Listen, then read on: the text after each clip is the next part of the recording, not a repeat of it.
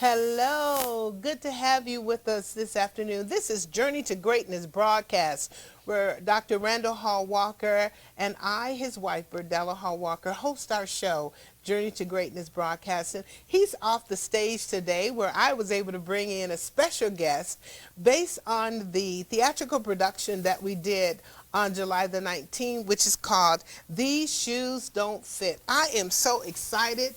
Marita Lynn Frazier, she was the lead star in this play that we just did, and it was great, wasn't it, Teresa? Yes, it was. We had an opportunity to show how families come together. It was explosive with fighting and domestic violence and all that they had to deal with in order to understand who they were, in order to understand that they had value.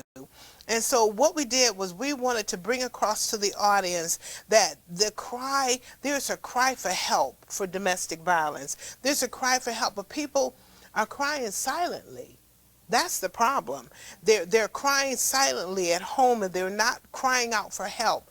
And so I brought Teresa on, who is the president and CEO of To Serve with Love Ministries. And we were so glad that as we were doing a roundtable, we were thinking about who can we bless during this play? Who can we bless with at least a donation to help with the ministry? And so what we did was we brought her on to the show today. I'm excited to have you here.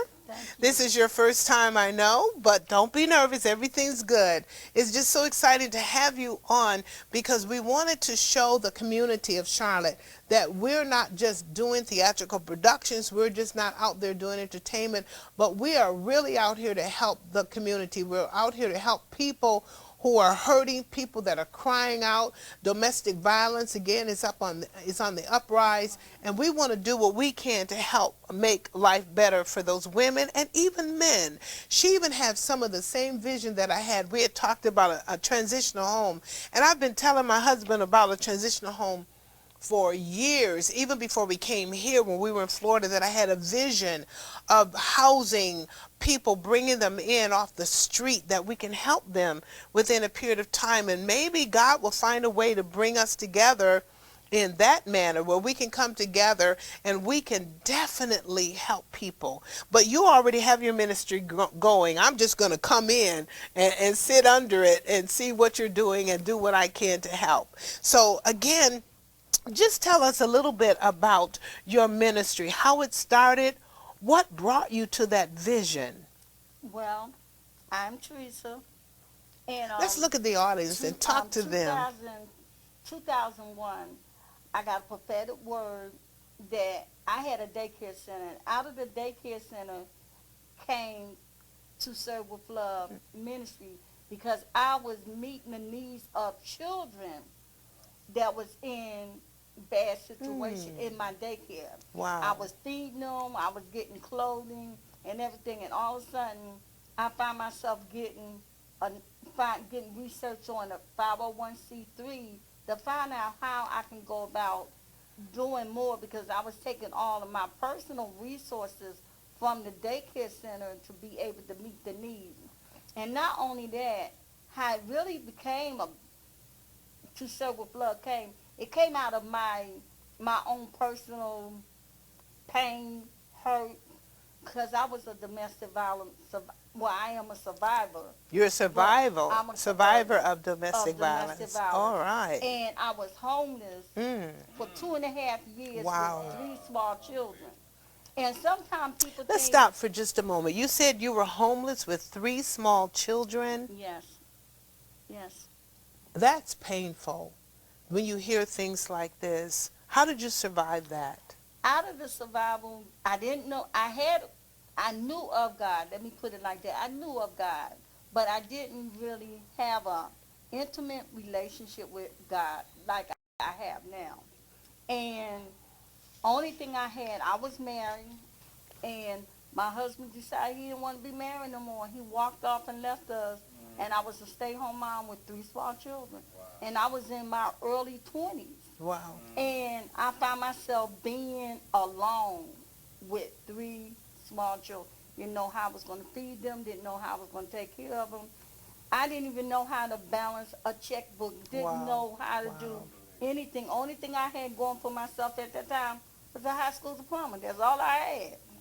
Because my husband was my sole provider. And when he left, everything left. I lost. And that's why, and I'm going to let you finish. That's the reason why I'm encouraging women and men to find yourself before you get into a marriage. Get a good education. Because a lot of times these things happen and we don't Yes. even know that they're going to happen. And then there you are, like you just said, that you didn't even know how to balance a checkbook. So that meant that, and even he might have known that you were helpless without him. So I'm just saying to you, I'm encouraging you men and I'm encouraging you women to get a good education before you get into marriage, so that if something does happen, you can sustain, you can be self-sufficient, you can help yourself, and you don't have to end up on the street as she did. Go ahead. And the domestic violence came. He was very abusive. He was controlling. And I stayed in it because I was young with 3 small children. But to back up a little bit, the abuse didn't start just with my husband. It started when I was a child. Mm. It started from my father. My father was abusive. And the domestic violence, he was angry with the world, and he would take it out on us, and he would, tell us we wasn't going to be nothing, especially me because I was born with polio. Let me ask this question. You said that he was abusive. Now, there's many ways of being abusive. You can be abused through words. You can be abused physically. You can be abused sexually. So, if you don't mind, how abusive was he, and what type of abuse did you sustain? He was verbal abuse and he was sexual abuse. And it's it was a long time, and then it really did something to me because he told me, and even the age that I am now, and I think about when I have 4 daughters and I have grandchildren, and I think about when a girl think about her father, that's the first man that she really falls in love with. That's true. And you design your life what you see your father does. Now, I didn't know my mother because my mother died when I was a very young child. Okay. So I didn't really have that mother-daughter relationship. And one thing that stuck out with me, my father, because I was born with polio, my father would say all these little negativity things to me, but you'll miss it. You'll never man up to nothing.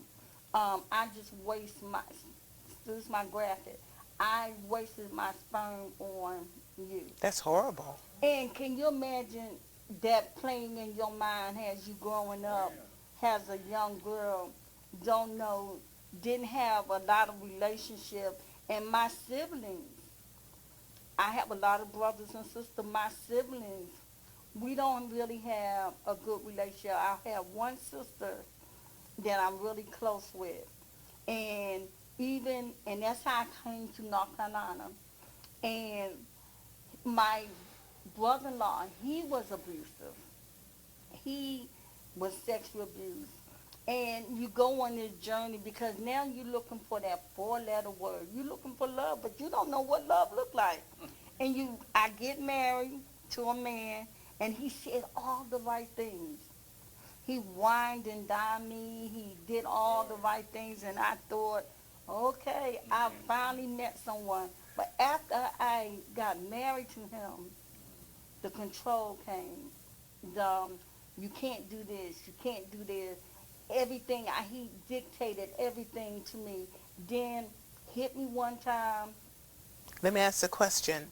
When you met him, was there any signs prior to you said he wined and dined you, which you just was blindly in love, I right? was in love because that was my first love. I mean, yes, the first real love. And so if there was something negative, you never saw I it. wouldn't have never, because I didn't know what true love looked like. Wow. Did you So- hear that? she didn't know what true love looked like, and that's what made her feel that this was true love. So any of the signs that would have been there of abuse never showed up to her, even though they were there. This is exactly what I talk about in my show, Having Lunch with Berdella. This is a pure example, an epitome of what I've been talking about. And so I'm just so glad to have you on here as you're sharing, and it's painful. Does your daughters know about the abuse? You've let them know I share so with, that they can have a better life? I share with my girls. My girls are my heartbeat. That's good. And I didn't do everything right because you in a survival mode. And like I said, after we got married, then all the trouble came.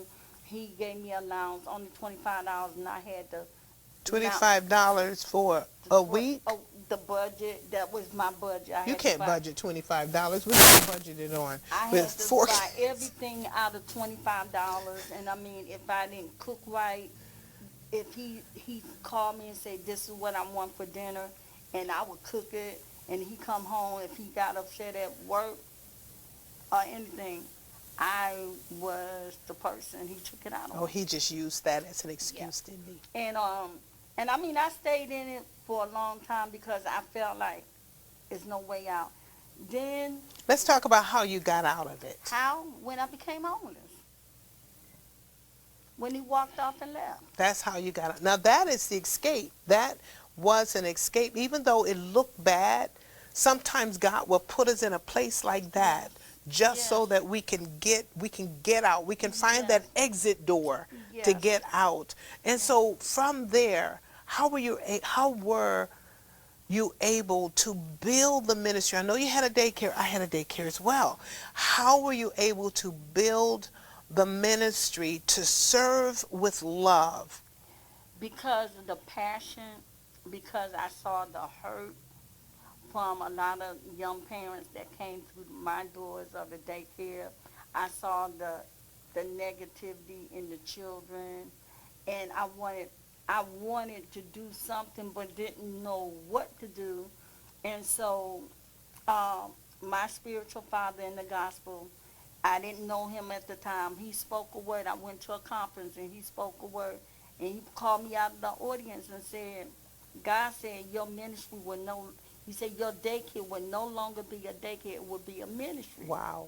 And out of that, and he began to tell me everything that was in my heart. I never shared what God was revealing to me. And I went on a journey because I didn't know what God was saying, what God was doing.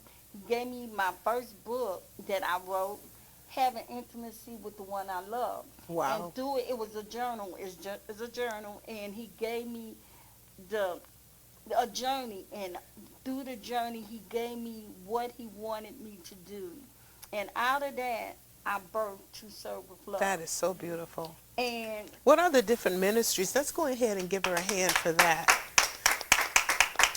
What are the different ministries that are under To Serve with Love? To Serve with Love got two components.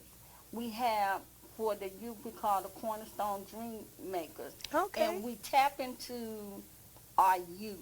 We help our youth to understand what is their God-given gift or talent. Mm-hmm. Because sometimes children don't understand that they are a gift from God.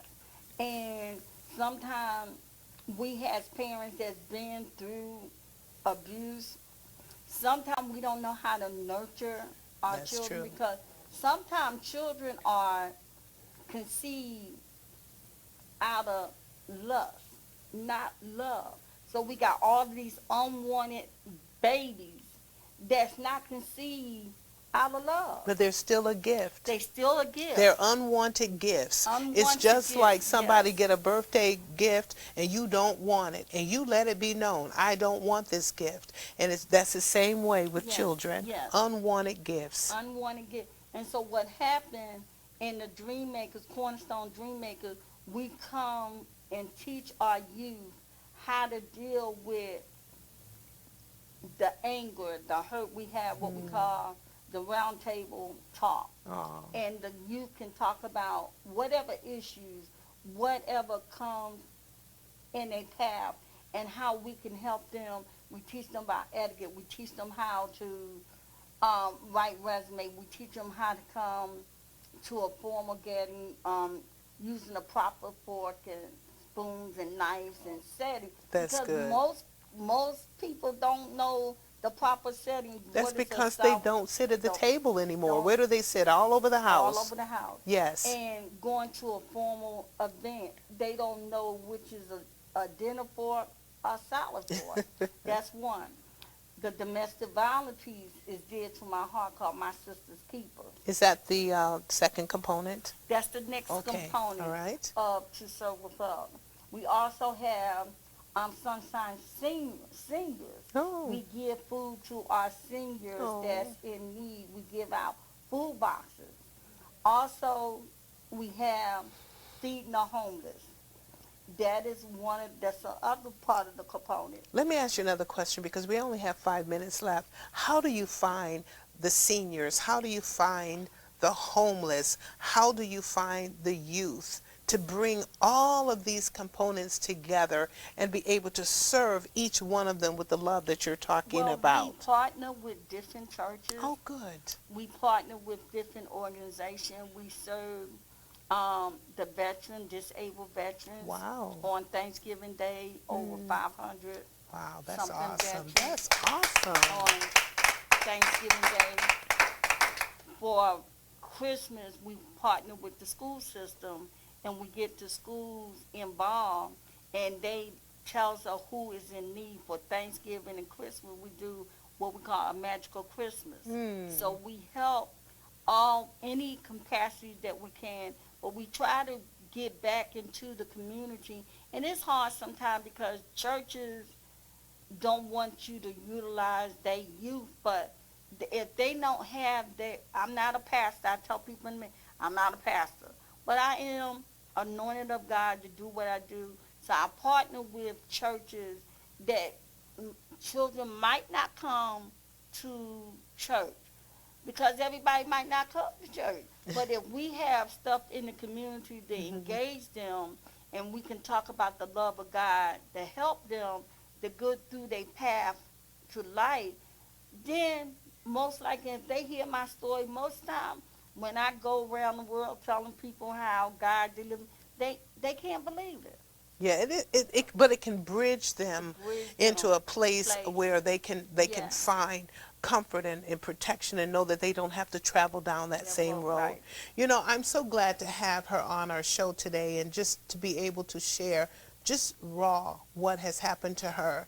And I hope that through this, as we've been talking about even in my own show, that there's a cry for help for those that have been in domestic violence, that are afraid to speak out and share what's going on with them because of their status quo. Some of them are pastors. Some of them are pastors' wives. Some of them are children of high profile figures. Some of them are children of city officials. They're just, and wives of city officials, they're just afraid to speak out. There's issues that are out there of child molestation and all sorts of issues that are going on in the community where we as a church, we as a ministry to journey with our broadcast I'm just so overwhelmed by what you're saying, but we want to be there to help, to be able to help you with everything that we can and help other ministries. And you were chosen because I had heard a little bit of your testimony, but I'm hearing a lot of it now. And again, Journey to Greatness is here in Charlotte. We've been here 6 years. We've been televising, I guess, maybe 2 years. The same thing about marital problems and abuse and the different things that people go through constantly. And again, as I said, my husband is in the audience and he's listening, where normally he would be on the show hosting it. But to Journey to Greatness is exactly that, a journey to greatness, to help people to get to that place. And so we've chosen you through the play that I did, These Shoes Don't Fit, to be that one ministry that we wanted to give a donation to. And I have with me a donation from our ministry in the amount of $250 to help you to continue on with your ministry, to help you to help people. And this is not just a one-time gift. We're going to be donating monthly. It won't be this large, and I wish we could have given you more, but it will be a monthly donation that we're going to help your ministry the best way that we can. Journey to Greatness Freedom Worship Center, we're going to do whatever we can to just see how God has blessed you and has helped you to walk out of your pain so that you can help another ministry, you can help another person, you can help a child to become the best that they can. And I just want to present this to you, our gift of love and token of love, just so that you can be blessed and that it can help in some way, help build your ministry to make it stronger, and that it will be a blessing of prosperity, a blessing of richness, and that other people who want to donate to her ministry, tell them how they can give to your ministry.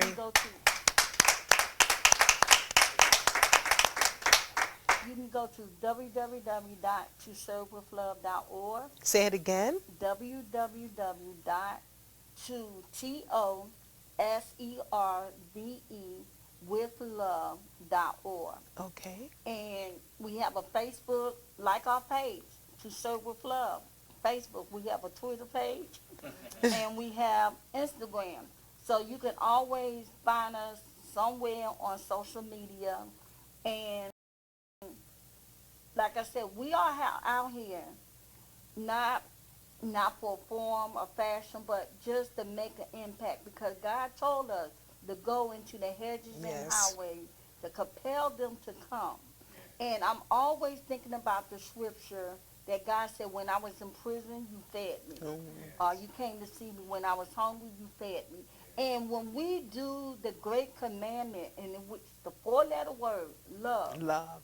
When you show people that you love, then people know that you care. That's wonderful. That's wonderful. And so as we close today, this is Berdella Hall Walker, Journey to Greatness broadcast, sitting here with Teresa Johnson, To Serve with Love. We're so great to have her on our show today, and just to hear her heartbeat, what she has gone through, how she has pulled out of it. She found the exit door to freedom. She found the exit door to walk out of her pain and to help someone else with theirs, to serve with love. And I just want to share to all of you that are watching, find her. She said all you have to do is go on Facebook, Twitter, Instagram, and just go on to www.toservewithlove.org, and you'll be able to reach her. Please donate to her ministry. Give what you can. You may not be able to give what we were able to. Ours is a beautiful sacrifice, because as we plant into someone else's ministry, then God plants into ours, and he causes us to connect with heaven. The earth will then yield its increase into our own lives. And I just believe God is going to bless you tremendously. You're going to do great, because now people know who you are. People know where you are. They know how to find you. And her heartbeat is great. So I would just want to say to you as we close again, this is Berdella Hall Walker with Teresa from To Serve with Love. The Greatness broadcast is saying to all of you, God bless you. We love you. You can call us at 704-222-8010, or you can write us at 4732 Old Pineville Road, Charlotte, North Carolina, 28217. Or you can go on our YouTube, you can go on Facebook, and you will find us. I guarantee you, if you just go on to Randall Hall Walker, you'll find him all over social media. So we want to close out by saying thank you so much for joining us today. And thank you so much, Teresa, for coming aboard and sharing with us that we could give you a little bit of love. And as you serve with love, we also serve you. God bless you. And again, thank you for joining us today.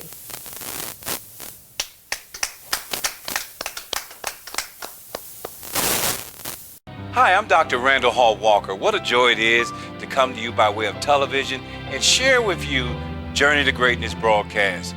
If we're being a blessing to you, would you be so kind to consider going to our website and giving a generous gift so we can stay on the air?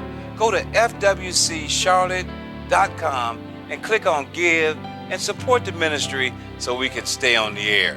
Thank you so very much and wish God's very best to you.